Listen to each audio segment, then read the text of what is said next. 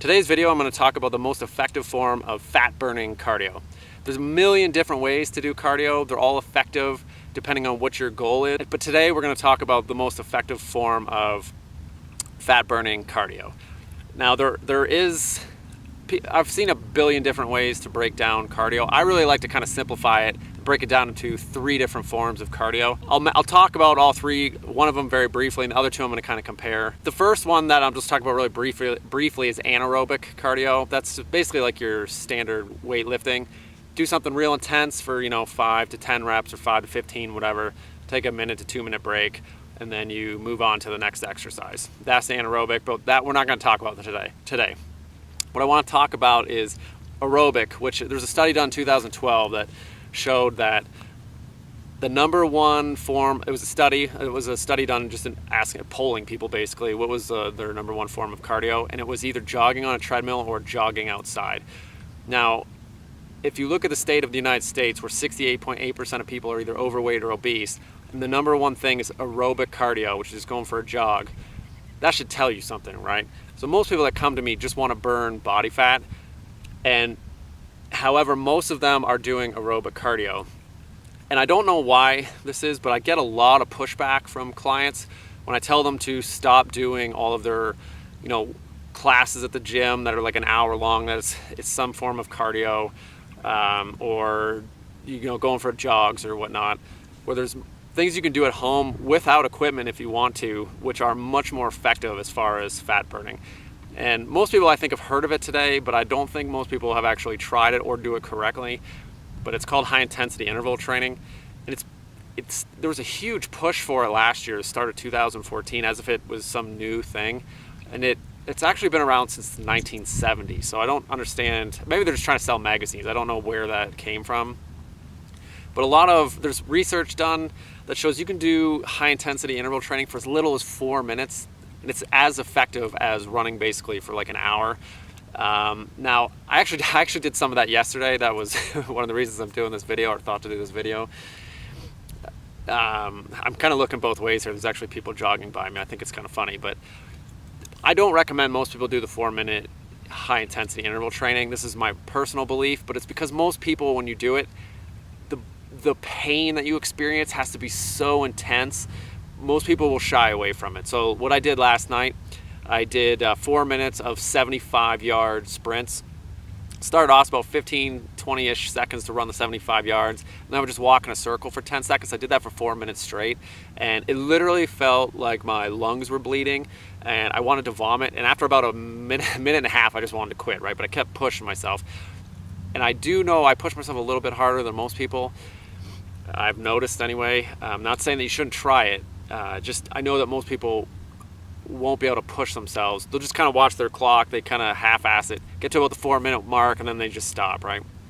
So what I suggest, and I've just seen this with most of the people that I train, 15 to 20-minute interval training is usually the best for most people. And what does that consist of? It's usually either going for about a minute with a 30-second break. I find most people can do, and that kind of really breaks it up a lot too, the monotony of it, because you can pick different exercises as you're going. And that little break, that 30 seconds, that needs to be an active break, whether you're just walking around in circles or jumping rope or something that brings your heart rate down before you jack your heart rate back up and that's where the intensity comes from, right? So high intensity interval training is really just like the marriage of interval training, which has been going on forever, and joggers and stuff, with high intensity, right? And you combine those two together, and it's very explosive. It's difficult, but it's a very good fat burning cardio.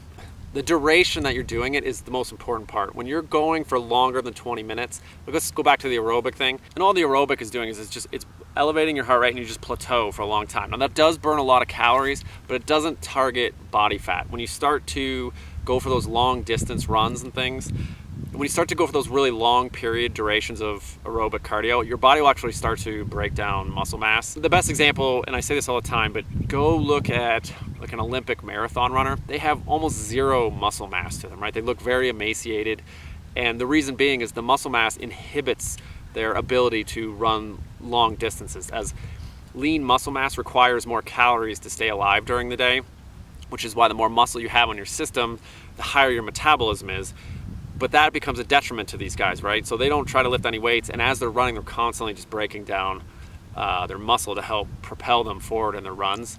Where the HIIT training, or high intensity interval training, that targets body fat. And again, it's very intense, but it will remove body fat. And the two studies that really kind of pushed me over the edge to start doing high intensity stuff and stop doing the jogging stuff was a study done, I can't remember how long ago it was, but it showed that if you do high intensity 3 times a week for 20 minutes for 2 weeks, so 2 weeks, 3 times a week, 20 minutes, that is equivalent to 5 hours a week for 8 weeks, right? So what the fuck would anybody do aerobic cardio if your goal is to just look better naked, right? And that's nine times out of 10, that's all people want. But if your goal is to, like, if you're gonna go do a mud run, like a Tough Mudder or a Spartan race or something like that, then yeah, aerobic cardio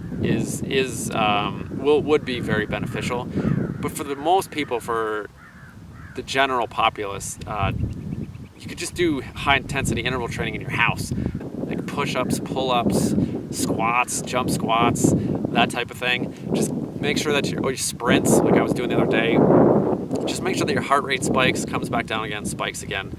And you don't need to be doing all this long, boring aerobic stuff. Now, maybe that's where I get the pushback. It's kind of my kind of a negative view towards it a little bit. But again, if most people's goal is to burn body fat, if you do lift weights, you're just spinning your wheels, right? Why are you lifting weights and then going for a long jog where you're just going to break that muscle fiber down, right?